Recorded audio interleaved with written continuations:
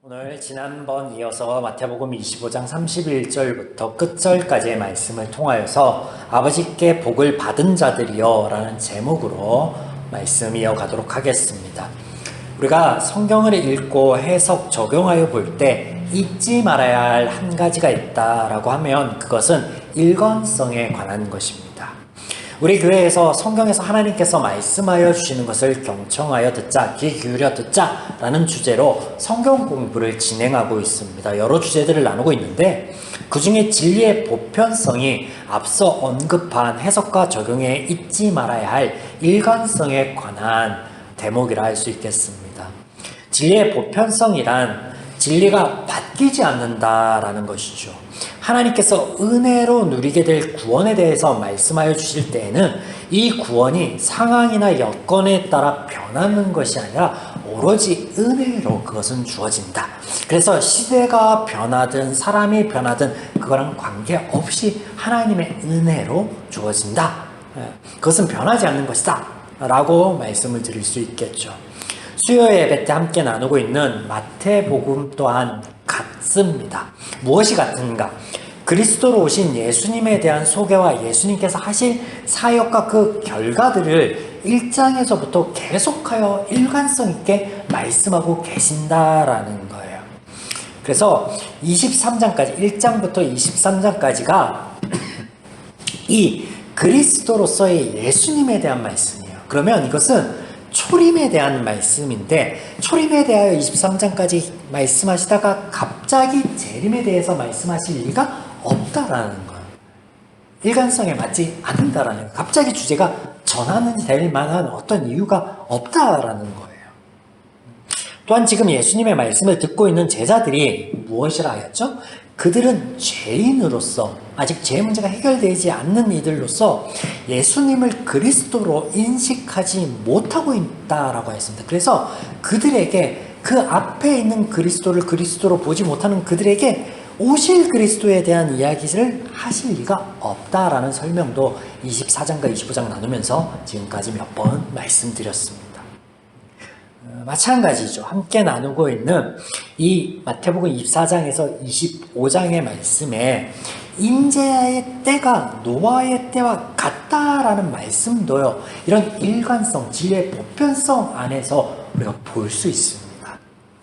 24장 27절로 해서 42절이 이 인자의 때가 노아의 때와 같다라는 말씀을 더불어서 하시면서 설명을 하시는데 창세기 6장의 이 노아의 이야기를 보시면 하나님의 강권적인 역사로 은혜로 구원받은 노아와 그 가족들만 있을 뿐이지 그 외에는 아무도 방주에 오를 수가 없었습니다. 하나님이 노아를 통하여 구원으로 초청하였지만 아무도 그것에 반응할 수가 없었어요. 왜냐하면 죄인이니까. 하나님의 강권적인 역사, 강권적인 구원의 은혜가 아니면 오를 수 없는 거예요. 심지어 동물조차도 하나님께서 들어가게 이렇게 모으신 동물들 외에는 들어갈 수가 없었죠. 그런데 밭을 갈다가 혹은 맷돌질을 하다가 데려감을 받는 사람이 있고 버려둠을 당하는 사람이 있다? 아니죠. 이 노아의 때와 같이 이것을 보편성 안에서 일관성 있게 해석하면 사실 모두가 노아의 때처럼 버려둠을 당할 죄인밖에 없는 거죠. 맷돌을 갈다가 데려감을 당하는 자가 아니라 다 버려두는 자, 밭을 갈다가도 다 버려둠을 당할 자, 그들이 죄인이라는 거예요. 하나님의 은혜 아니면 구원받을 사람이 없다라는 거예요. 그러므로 그리스도의 은혜로, 그리스도의 사역으로 구원받을 거에 대한, 구원받을 사람에 대한 선포. 그래서 노아의 때 하나님의 구원의 역사와 마찬가지로 오신 그리스도가 지금 사역하고 계신다. 그러므로 너희들은 버려둠을 당할 자이지만 버려둠을 당하는 게 아니라 어떻게? 데려감을 받는 자들이다 라는 그리스도의 사역에 대한 구원의 역사에 대한 구원의 사역에 대한 선포의 말씀이다 라는 것이죠. 그러므로 지난번 살펴보았던 25장의 두 비유에서 두 부류의 인간 행동에 따른 구분이 아닌 그리스도의 사역 안에 볼 수 있는 구원의 은혜를 받을 대상으로 우리가 볼 수 있다. 그래서 그렇지 못할 그 그리스도의 사역 이전에 구원받지 못할 죄인의 모습과 구원받을 복받을 자들의 모습으로서 이게 구분되어서 등장하는 것이지, 인간의 행동 때문에 어떤 벌을 받고 구원을 받고 칭찬받고 그렇지 못할 자가 나뉘어지는 것이 아니다라는 거였죠. 그래서 저와 여러분은 두 비유에서 혼인잔치에 은혜로 참석하고 있는 5명의 처녀이며 하나님의 은혜로 착하고 충성된 종으로 여김을 받는 자들이다 라고 말씀을 드렸습니다. 30절 보면 이 무익한 종을 바깥 어두운 데로 내쫓으라. 거기서 슬피 울며 이를 갈리라 하니라. 25장 30절에 이 말씀은 은혜로 구원받지 못하였을 때, 죄인 되었을 때 이런 비참한 모습이다 라는 거 염두에 두고, 오늘 본문으로 돌아가면 여기에도 두 부류가 등장합니다. 앞선 두 비유와 마찬가지로 두 부류가 등장하는데, 진리의 보편성, 일관성 안에서 똑같이 해석되어져야 될 부분이다 라는 거죠. 본문을 통해서 조금 더 살펴보도록 하겠습니다. 세밀하게. 그리스도의 사역, 예수님에 대한 말씀이기에 하나님께서 하실 일들만이 본문에서 선포되어지는데 이렇게 말씀하십니다. 31절, 인자가 자기 영광으로 모든 천사와 함께 올 때 자기 영광의 보좌에 앉으리니. 32절, 모든 민족을 그 앞에 모으고 각각 구분하기를 목자가 양과 염소를 구분하는 것 같이 하여. 네, 인자가 오시다라는 거예요. 영광의 보좌에 앉으시고 민족을 모으시고 구분하신다. 누가? 인자가 스스로. 그래서 그리스도로서 이 땅에 오신 예수님을 누군가 영접하고 알아보고 그 길을 예배하고 예배하지 않고 이런 건 중요하지 않아요. 뭐라고요? 인자가 스스로 오고, 인자가 스스로 영광의 보좌에 앉고, 인자가 스스로 모으고, 인자가 스스로 구분한다. 누가? 하나님이 그 중심에 있다라는 거. 그리스도의 사역에 하나님이 중심이 있고 하나님이 하신다라는 걸 선포하고 계시다라는 거. 그러므로 자격이나 조건에 대한 말씀이 아니죠. 사람들이 준비해야 될 어떤 것이 있다라는 말씀이 전혀 아닌 거예요. 여기 본문의 예수님의 말씀 중에 걸리는 것이 양과 염소, 오른편에 복받은 자와 왼편에 영벌을 받을 자. 이게 그간에 이제 걸림이 되었는데, 자, 그러면 이걸 어떻게 볼 수 있을까? 결론부터 말씀드리면 앞서 언급한 것과 같습니다. 이 비유의 말씀은 죄인의 시각을 깨심과 동시에 하나님적 시각을 우리에게 보여주시는 대목입니다. 이 하나님적 시각이 구원의 은혜에 대한 것이죠. 죄적 시각, 욥기 말씀을 나누고 있는데 이 욥기에 그 하나님을 심판자로 묘사하고 있거든요. 욥의 세 친구들이. 그러면서 인과응보에 따른 인과응보론에 따른 인과윤을 말해요. 이 심판. 복받을 일을 하면 복을 받고 하나님을 대적하면 죄를 지으면 어떻게 심판을 받는다고. 그런데 그것이 아니었죠. 욥기에 등장하는 세 친구들, 욥과 더불어서의 논쟁은요, 죄인들의 어떤 끝이 나지 않는 쓸데없는 변론의 연속이다. 우리 주일날 살펴보고 있지만, 그래서 이 인과응보론에 입각한 심판자가 아닌 이 욥기에서는 하나님을 구원자다라고 선포하고 있는데, 세 차례에 걸친 친구들과 이야기 후에 등장하신 하나님께서 욥의 친구들을 향해서 뭐라고 말해요? 그들 말이 옳지 않다라고 하는 거예요. 그래서 엘리바스, 하나님은 심판자다라는 그의 말이 옳지 않다라는 거예요. 하나님은 구원자다. 그래서 누차 말씀드리지만 하나님께서 인간 행동에 의한 죄에 대한 심판자가 되신다면 인류는 진작에 끝이 나야 했습니다. 오히려 노아의 때 하나님께서 심판자가 아닌 자멸할 자들에 대한 구원자로 이미 소개를 드렸었고 우리가 나누고 있었죠. 그래서 인자의 임함이 심판이 아닌 구원이다라는 건데, 심판으로 여기는 건 뭐예요? 죄인의 시각. 그래서 죄적 시각에 의하면 예수님이 오실 때, 인자가 오실 때 우리가 뭔가를 준비해야 되고 그렇지 못하면은 심판을 받기도 하겠구나, 이런 마음을 갖는 게 뭐라고요? 죄적 시각이라는 죄적 시각. 왜냐면 구원은 전적인 하나님의 은혜로 주어지는 거니까.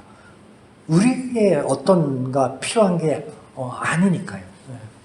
그래서 앞서 말씀드린 것처럼 오늘 이 본문이 죄적 시각을 고발하고 하나님적 시각을 우리에게 제공하여 주는데 그것이 은혜에 의한 구원이다.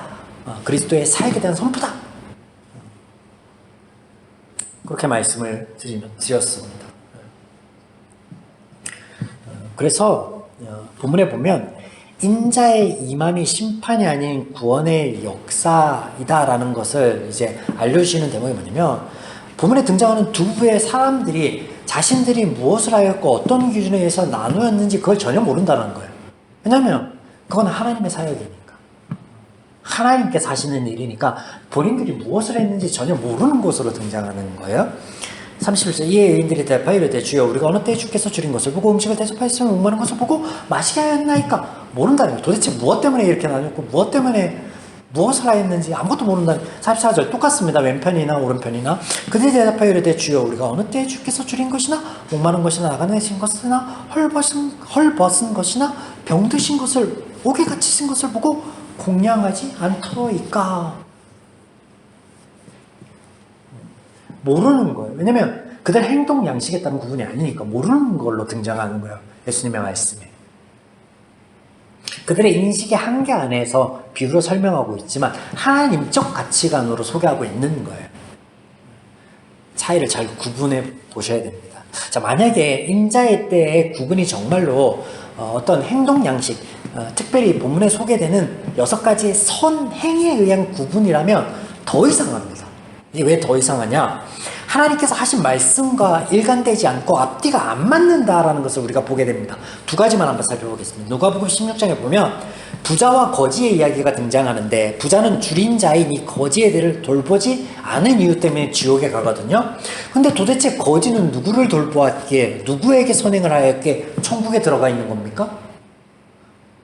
마태복음 25장의 예수님의 말씀에 의하면 누가복음 16장의 이 비유의 말씀에 등장하는 구분이요 전혀 맞지가 않습니다.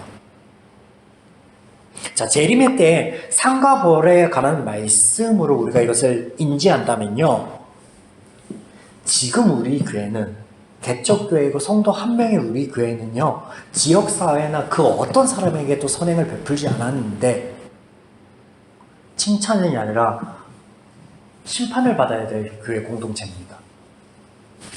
이걸 그대로 선행으로 받아들이며 반면에 주변에 좀 규모가 있고 큰 교회들 연말이며 또 최근에 이제 수해며 이런 어려움들 때문에 사람들을 돌보고 그 선행을 하였던 그런 교회들은 그 공동체는 하나님께 복받고 상받을 공동체이네. 그럼 뭐예요? 딱 잘라 이야기해서 부자들은 하나님께 복을 받을 가능성이 많고 가난한 자는 복 받을 가능성이 없다. 그리고 영벌에 들어갈 가능성이 높다라는 거예요. 이거 선행해 보면 그렇잖아요. 그런데 그렇게 보면은 안 맞잖아요. 말씀이 안 맞아요. 어떤 말씀이 안 맞아요? 두 번째, 예수님이 하신 말씀. 부자가 천국에 들어가는 것이 바늘귀에 낙타, 우리 낙타로 번역됐지만 그게 밧줄이잖아요. 밧줄을 끼는 것만큼이나 어려운 일이다 라고 하신 말씀과 안 맞잖아. 부자가 천국에 가기 쉽잖아. 이거 선행으로 보면 앞뒤가 전혀 안 맞아요. 왜냐면 잘못 보고 있으니까 안 맞는 거예요. 일관성이 맞지 않아요. 진리의 보편성에 맞지 않는 진리가 아니야. 코에 걸면 코골이, 귀에 걸면 귀골이, 그냥 마음대로 해요. 더 확실한 증거가 본문 가운데 있습니다. 마지막으로 살펴볼 거 34절과 41절 두 구절에 보면 두 부류가 등장하거든요. 보면 34절에 보면요, 오른편에 있는 자들, 그걸 뭐라고 해요? 내 아버지께 복을 받을 자들이요. 한글 번역본에 이거 전부 다 받을, 미래형으로 구분되어 있거든요. 왜냐면 이걸 재림으로 봐야 되니까 복을 받아야 되니까. 반면에 41절 왼편은요, 저주를 받은 자들아. 뭐예요? 완료형으로 나와 있습니다.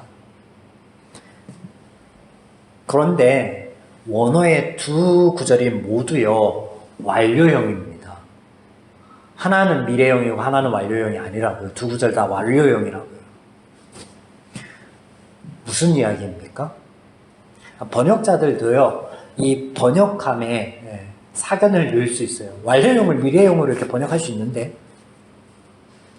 재림으로 보니까 그렇습니다. 그런데 아니다. 지금까지 이야기를 정리해 보면 재림이 아니라 오신 예수님에 대한, 마태복음에서 쭉 지금까지 말씀하신 예수님에 대한 말씀이고 예수님의 사역에 대한 말씀이라는 거예요. 그러므로 선행에 따른 상급과 벌의 말씀이 아니라 그리스도의 사역의 결과, 죄인이 하나님의 구원의 은혜로 변화될 모습, 복받을 모습에 대한 설명이다. 하나님의 사역에 대한 선포다라는 거죠. 그래서 복을 받은 자들이다라고 이미. 왜냐면 그거는 너희의 행동 양식에 따른 것이 아니라 하나님의 은혜로 주어질 것이니까 너희들은 복 받은 자야라는 선포로 시작하는 거예요. 이 땅에 죄인들을 구원하시기 위하여 오신 예수님, 그 인자의 때, 인자의 사역을 통해 우리는 오른편에 선 복받은 자들이다라는 거예요. 저와 여러분은 복받은 자들. 이것이 천국 복음입니다. 천국 복음. 사랑하는 여러분, 우리가 무엇을 하여야, 어떻게 하여야 하나님께 오늘 복을 받을 수 있을까가 아니라 받은 복이 무엇인지 깨달아서 또 말씀 안에서 찾고 그것을 가지고 하나님이 시각으로, 하나님이 말씀하여 주시는 것으로 우리 삶을 바라보면서 누릴 수 있는 저와 여러분이기를 또한 이 은혜를 남은 한 주간 누려 나아가기를 주님의 이름으로 축원드립니다.